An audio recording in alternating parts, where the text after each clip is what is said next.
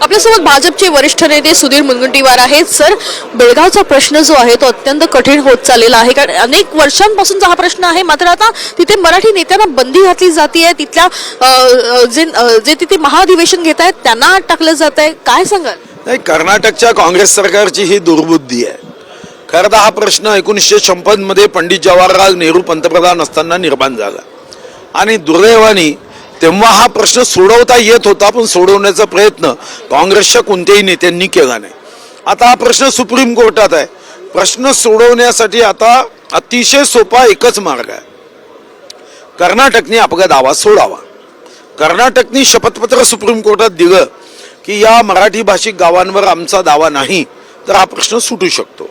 हा प्रश्न सोडवायचा असेल तर आता शरद पवार साहेब, उद्धव साहेब यांनी एकत्र यावं. त्यांनी राहुल गांधीजींना समजवावं.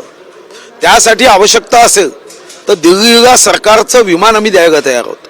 राहुल गांधींनी मुख्यमंत्री महोदयांना सांगावं की तुम्ही शपथपत्र द्या. तर मला वाटतं की सुप्रीम कोर्टामध्ये शपथपत्र दिलं तर 10-12 दिवसात प्रश्न सुटेल. महाराष्ट्रातल्या सगळ्याच राजकीय नेत्यांनी एकत्र येऊन या सगळ्या संदर्भात जे आहे ते तोडगा काढणं देखील तितकंच महत्वाचं आहे, असं नाही वाटत का? नाही, आमचा तर तोडगा तयार आहे. आमच्या सत्तारूढ पक्षातर्फे कोणतीही अडचण नाही गावं घेण्यासाठी. आम्ही तर ते गावं यावी म्हणूनच जीवनदायी योजना दिली, शिक्षणाच्या योजना दिल्या. महाराष्ट्राच्या बाहेर जाऊन आपण या योजना देतोय, तर आपल्याला तर तो भाग आपल्यामध्ये यावा महाराष्ट्रात, ही भूमिका आहे. पण काँग्रेस कशी आहे तुम्हालाही माहिती आहे.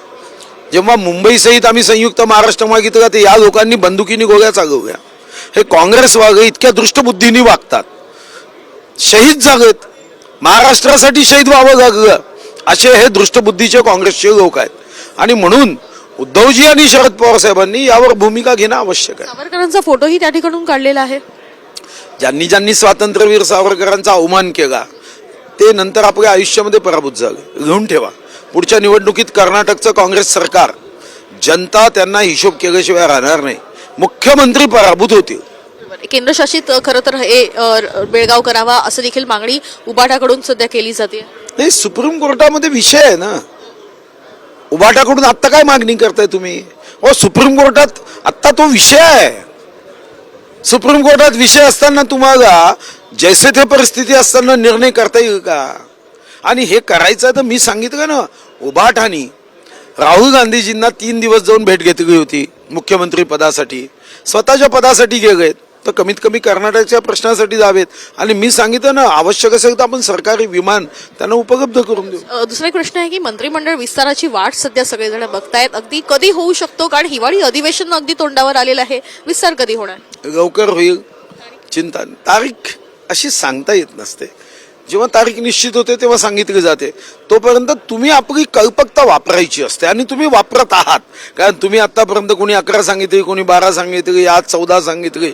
तुम्हाला कल्पकतेला ही संधी आणि वाव आहे. तुम्ही आपल्या संधीचं सोनं करा. हिवाळी अधिवेशनाच्या आधी होऊ शकतं असं नाही सांगता येत ताई. एक शेवटचा प्रश्न विचारते की जर बेळगाव प्रश्नाप्रकरणी जर उद्धव ठाकरे म्हणजे विरोधातले अनेक पक्ष आणि सत्ताधारी पक्ष यांनी एकत्र येऊन बेळगावमध्ये जाण्यासंदर्भात काही निर्णय होऊ शकतो का? तशी बातचीत होऊ शकते का? मी तुम्हाला सांगितलं की शरद पवार साहेबांनी, उद्धवजींनी राहुल गांधीजींची भेट घ्यावी. राहुल गांधीजींना सांगावं की आप आदेश दो मुख्यमंत्री कर्नाटक को की तुम्ही ॲफिडेव्हिट सुप्रीम कोर्टात द्यावं की या गावाचा आम्ही हक्क सोडतो. मी तुम्हाला सांगतो 10 दिवसही लागणार नाही, ताबडतोब विषय संपेल. आता हे उद्धवजी आणि शरद पवार साहेबांना करायचं आहे की नाही हा प्रश्न आहे. हे त्यांनी केलं पाहिजे. आणि मी तुम्हाला सांगितलं की आपण विशेष विमानाने देऊ, आपण सत्कार करू. विधान भवनाच्या सेंट्रल हॉलमध्ये दोन्ही नेत्यांचा जबरदस्त सत्कार करू. त्यांचं ऐकतात असं ते सांगतात ना, मग ऐकून दाखवा.